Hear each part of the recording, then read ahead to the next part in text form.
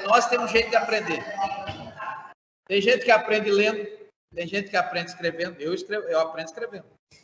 Se eu pegar um livro de 500 páginas e ler, quando eu fechar o livro, não me pergunte nada, porque eu não vou saber. Não adianta. Não adianta. Então, cada um de nós tem um jeito de aprender. Tem pessoas que aprendem vendo filmezinho, tem outros que aprendem lendo, tem outros que aprendem escrevendo. Cada um de nós tem um jeito. A primeira coisa é identificar qual é o jeito de aprender. Eu aprendo apresentando. Isso, exatamente. É o mais comum. A gente tem um grupo de colegas que a gente estuda, aí geralmente eu fico responsável por estudar o material e passar para eles. Aí, quando eu leio ali, eu não estou entendendo nada. Só que eu vou repassar para eles e eu aprendo. Claro. Eu estava contando para o doutor ali, quando eu comecei a dar aula, eu comecei em cursinho. Estava fazendo faculdade e dando aula em cursinho. Não tem coisa melhor. Por quê? Primeiro que as pessoas que estão lá estão estudando para concurso. E muitos já estão estudando lá. Então tem que se virar. O cara se vira. Cada situação que a gente faz, mas é um aprendizado. Né? E ali os caras estão estudando para cursinho. Os caras estão afiados. E eles estão lá ligados no STF, ligados no STJ, ligados em tudo que acontece. Então, não adianta querer chegar no outro dia, eu não vi a notícia. Não, está lá. Tá. Principalmente hoje. No meu tempo, quando eu formei lá em Juiz de Fora, em Minas Gerais, eu tinha que carregar uma mala. A aula era assim, cheia de mala, né? Porque naquele tempo, para mim pegar, por exemplo, uma jurisprudência do STF, eu tinha que ir na biblioteca pegar um monte de livros e ler todinhos, página por página.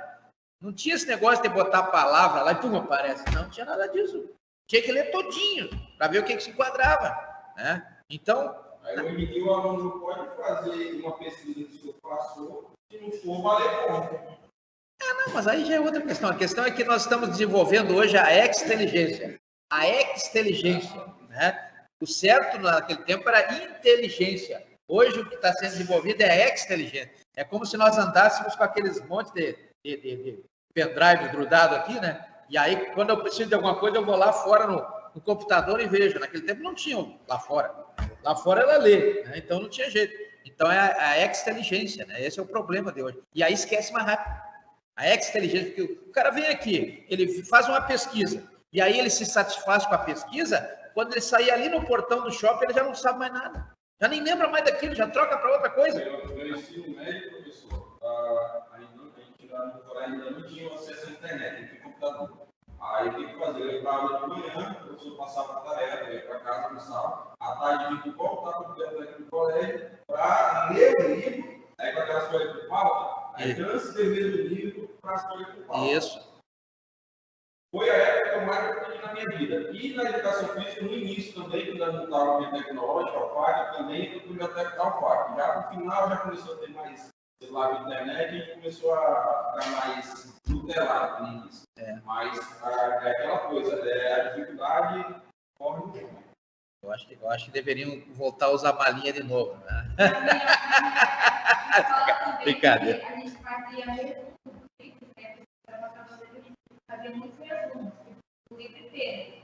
Quando eu chegava no 5 anos, a gente absorvia muito mais, porque a gente fazia, não era aquela pesquisa de internet que nem hoje. A pessoa vai lá, abrir um site, comprar um B, comprar um B, pronto. O problema é a informação. Satisfez da informação, já esquece.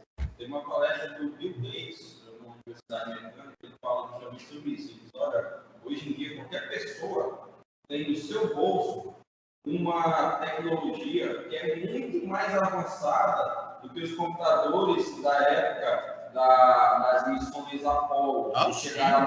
Nem se compara. Os computadores com memória de 64 bits, de internet totalmente além do que a gente fala. E hoje, essas pessoas com toda essa tecnologia para ficar vendo vídeo, TikTok, Instagram, não faz uma pesquisa adequada. Você sabe qual é o tamanho que tinha o primeiro computador? Uma geração que todo mundo o primeiro computador do mundo, ele tinha, era maior que essa sala. Ele tinha 26 mil válvulas. E todo dia tinha que aquecer todas aquelas válvulas para ele produzir um whisky, né? O chamado ENIAC. O ENIAC foi inventado no exército americano. Quem inventou a informática foi o exército. Então veja que existe essa questão da formatação do primeiro computador, que foi o ENIAC, que eram 26 mil válvulas. Né? Aí depois surgiram aí o MS-DOS, não sei o quê, até chegar hoje nessa facilidade. Imagina como vai ser daqui a pouco. Então, nós temos o desenvolvimento da exteligência.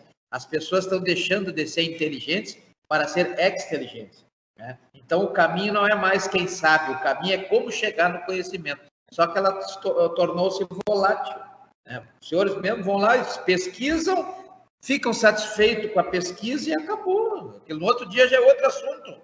É muito assunto, né? Não, mas é muito assunto, é muita informação, muita informação. Naquele tempo, por exemplo, CPI no Congresso Nacional, como tivemos em 61, nós ficávamos sabendo, eu, por exemplo, assisti a Copa do Mundo diferente dos tempos dos outros, né? Porque eu morava lá no Uruguaiano, no Rio Grande do Sul, e a Copa do Mundo para nós era quase que 15 dias depois, né? O Brasil jogava e nós iríamos assistir o jogo na TV preto e branco ainda, 15 dias depois. É verdade? Então era assim que funcionava, o negócio era complicado. Hoje você não tem nem noção de como é que era isso, né? Mas então é por causa disso. Agora, em compensação, aquilo ali ficava martelando na nossa cabeça quase o ano inteiro.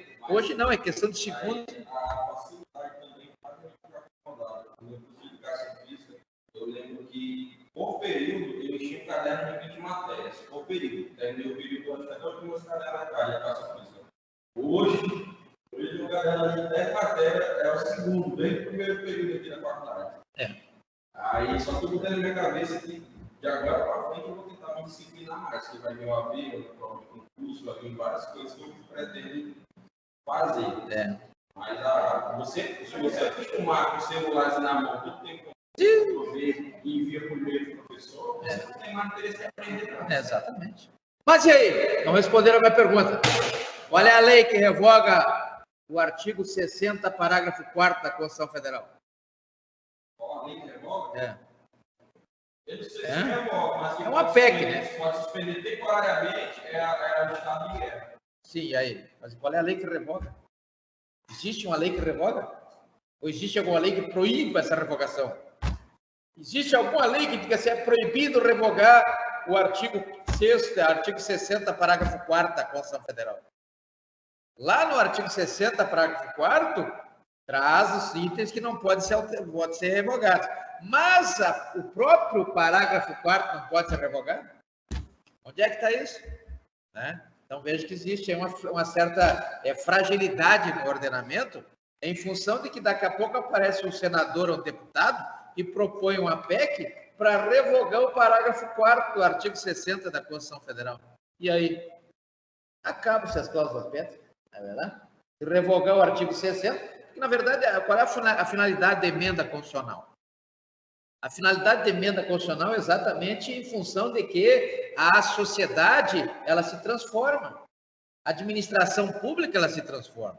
A administração pública de 1970 era uma. A administração pública de 2020 é outra. 2021 é outra. Mas os próprios direitos nunca podem ser diminuídos, sempre acrescentados? Não, ele pode ser diminuído, ele não pode prejudicar a essência. Né? Por exemplo, direito de ir e vir. Direito de ir e vir, ele pode ser diminuído. Pode ser, se for interesse social, porque aí nós temos a questão ideológica. Né? Por exemplo, se nós tivermos um regime absolutista, quase absolutista, que como eu falei aqui, da Sharia, né? O que é a Sharia? A Sharia é a Constituição Talibã. Por quê? Por que é a Constituição Talibã? Porque lá existe uma confusão entre governo e religião. Aqui no Brasil, não. Pelo artigo 19 da Constituição Federal, nós somos um Estado laico. Então, nós temos uma separação grande entre o que é Estado e o que é religião. Lá, não. É a mesma coisa. Então, a Sharia, ela impõe regras, por exemplo, as mulheres. Mulheres lá não poderiam estar aqui, né? Estariam em outra sala. Né? A mulher estaria... Bom, a senhora já está quase no estilo aí da Sharia. Né? Bom, a senhora também...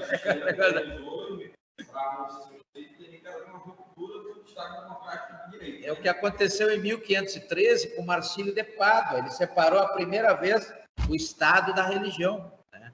E a partir daí o Estado começou a andar independente da religião. E aí alguns países seguiram essa tendência e outros não. Então nós temos os países muçulmanos, por exemplo, essa tendência de misturar o Estado com a religião.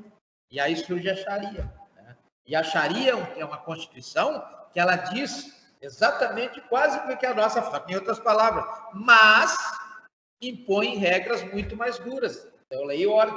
Né? Se o cara roubar